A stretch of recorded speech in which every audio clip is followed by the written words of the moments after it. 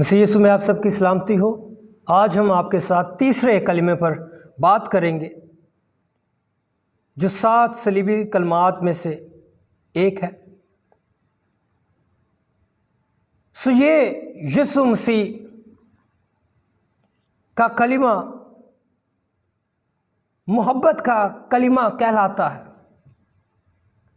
और ये यीशु मसीह की मोहब्बत है, ना कि किसी और शख्स की मोहब्बत। इसलिए इस कलिमे को मैं जो नाम देता हूँ वो है यीशु मसीह कामिल मोहब्बत। और उसका शागिर्द यूहन्ना, इसने कभी अपनी ज़िंदगी में ये नहीं कहा खुदावंद मैं तुझसे बड़ी मोहब्बत करता हूँ, बल्कि ये अपनी सारी ज़िंदगी इस बात पर अपनी तवज्जो, अपना ध्यान मरकूज करता है कि खुदावंद ने मुझसे बड़ी मोहब्बत की है, खुदावंद हमसे बहुत प्यार करता है। जबकि हम बाकी शागिर्दों को देखते हैं, बाज़ औक़ात उन्होंने अपना इजहार भी किया और एक शागिर्द ने तो ये भी कह दिया, ऐ खुदावंद मैं तेरे लिए मरने को तैयार हूं, और उसी शागिर्द ने उसका 3 बार इनकार किया और उस पर लानत भी की। मोहब्बत का लफ्ज़ नए अहदनामा में 248 मरतबा इस्तेमाल हुआ है, जबकि यूहन्ना ने अपनी कुतुब में, अपने खतूत में तकरीबन 100 बार इसे इस्तेमाल किया, जिसमें उसने बताया कि खुदा हमसे बहुत मोहब्बत करता है। और एक कुतुब मुक़द्दसा की आयत जो कुतुब मुक़द्दसा का दिल भी है, यूहन्ना 3 बाब और उसकी 16वीं आयत, क्योंकि खुदा ने दुनिया से ऐसी मोहब्बत रखी कि उसने अपना इकलौता बेटा बख्श दिया, ताकि जो कोई उस पर ईमान लाए हलाक ना हो बल्कि हमेशा की ज़िंदगी पाए। तो सबसे ज़्यादा यूहन्ना ने इस मुकाशफे के बारे में लिखा कि खुदा हमसे बड़ी मोहब्बत रखता है, और वो सिर्फ इस मुकाशफे को समझता नहीं बल्कि उसका इम्प्लीमेंट उसने अपनी सारी ज़िंदगी पर किया हुआ था। और ना सिर्फ वो खुदा से मोहब्बत की बात करता है, वो मोहब्बत को करके भी दिखाता है।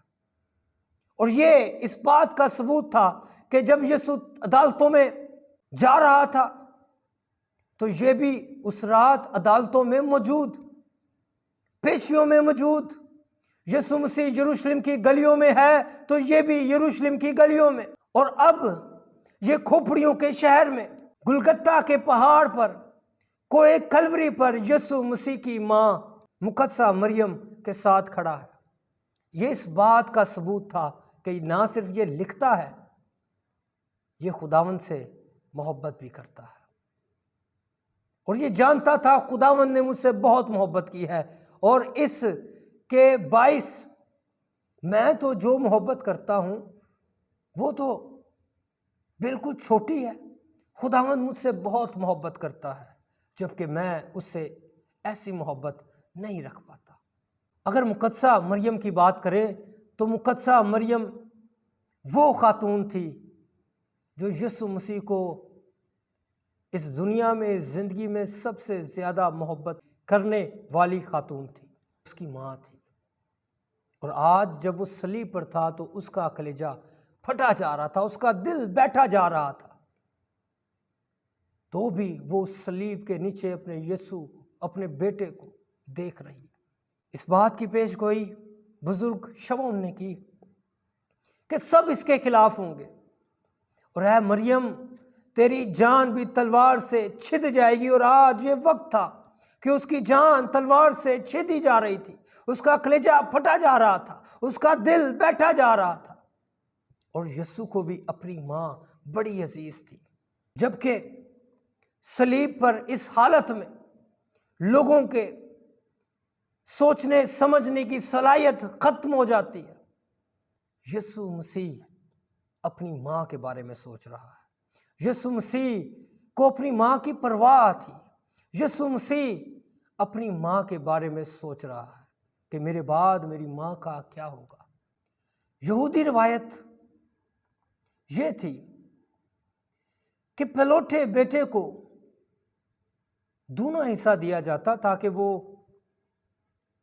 बाद में अपने माँ बाप का सहारा बने, उन्हें संभाले। और यीशु मसीह की ये जिम्मेदारी थी और वो सलीब पर इस जिम्मेदारी को निभाना खूब ही जानता है। इसलिए उसने कहा, देख ये तेरा बेटा है।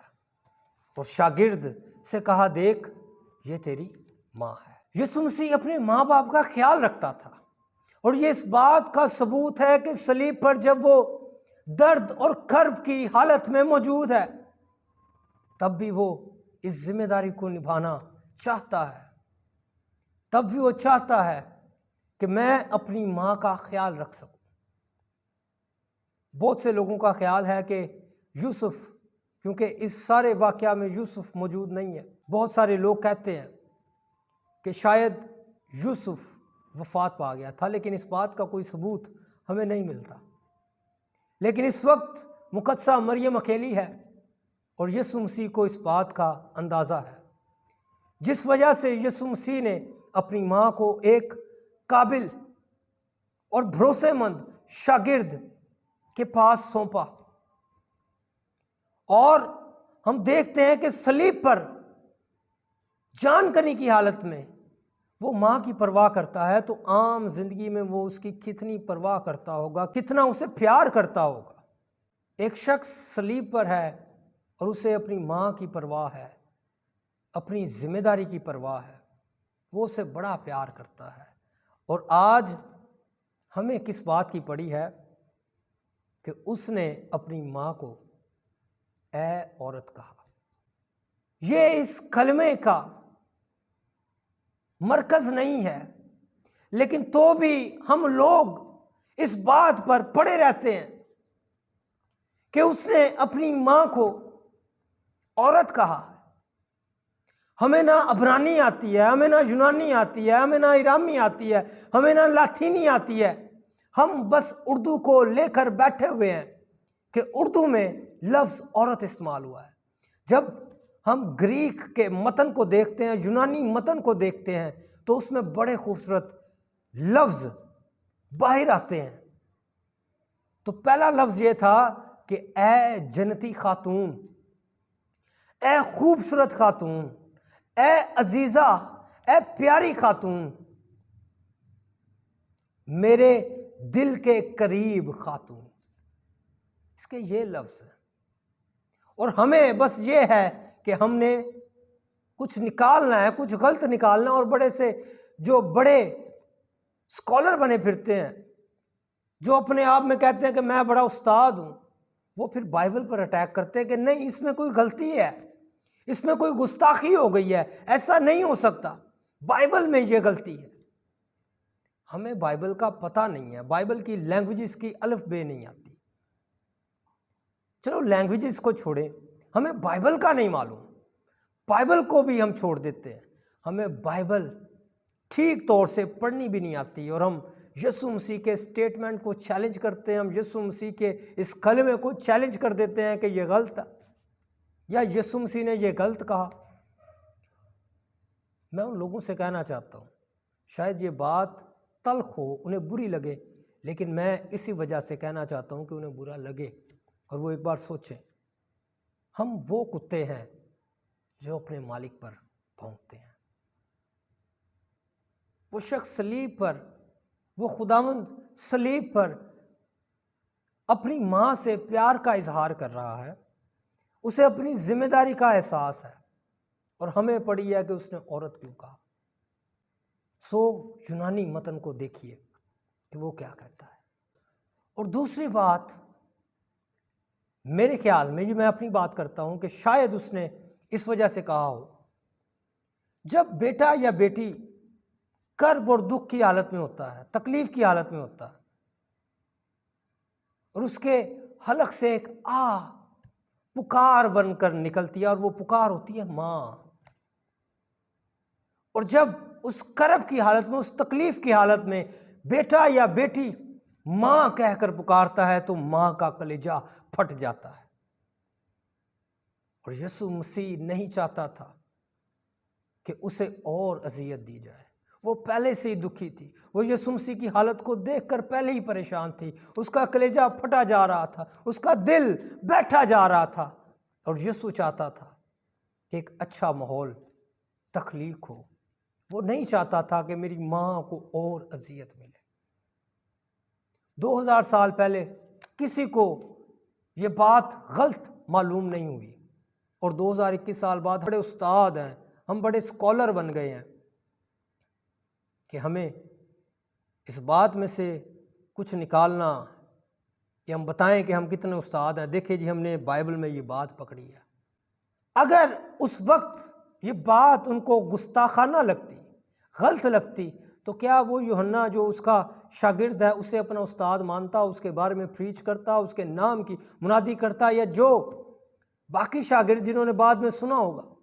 क्योंकि मुकद्दसा मरियम उसके साथ साथ रही है। जब वो इफ्सुस में गया तो वहाँ पर भी मुकद्दसा मरियम उसके साथ थी। जहाँ जहाँ वो गया मुकद्दसा मरियम उसके साथ थी, सिवाय पतमस के जजीरे में। और अगर ये गलत होता तो कोई उसे उस्ताद ना मानता, कोई उसे खुदावंद ना मानता। आज इस कलमे में खूबसूरती और बरकत की बात क्या है? इस बात का मुकाशफा हासिल कर लें कि खुदावंद हमसे बहुत प्यार करता है। इस बात पर अपनी तवज्जो मरकूज कर लें कि खुदावंद हमसे बड़ी मोहब्बत करता है, ना कि इस बात पर कि मैं खुदावंद से कितनी मोहब्बत करता हूँ। यूहन्ना ने इस बात का मुकाशफा हासिल किया कि खुदा दुनिया से बहुत प्यार करता है। आज मुझे और आपको भी इस मुकाशफे को हासिल करने की ज़रूरत है कि खुदावंद मुझसे बड़ी मोहब्बत रखता है। फिर क्या होगा? खुदावंद यूहन्ना की तरह हमें भी कोई जिम्मेदारी देगा। जैसे यूहन्ना को खुदावंद ने एक कीमती और अनमोल जिम्मेदारी दी, एक कीमती और अनमोल तोहफा दिया, वैसे ही खुदावंद हमें भी एक अनमोल खिदमत देगा। क्योंकि फिर उसे इस बात का मालूम होगा, इस बात का भरोसा होगा कि ये बेटा, ये बेटी इस जिम्मेदारी को बखूबी निभाएगा, निभाएगी। आइए इस बात को जानें कि खुदावंद हमसे कितनी मोहब्बत करता है। फिर वो अपनी नेमतें, अपने गिफ्ट्स, अपनी खिदमात हमें अता करेगा। बहुत शुक्रिया। खुदावंद आप सबको बहुत बरकत दे।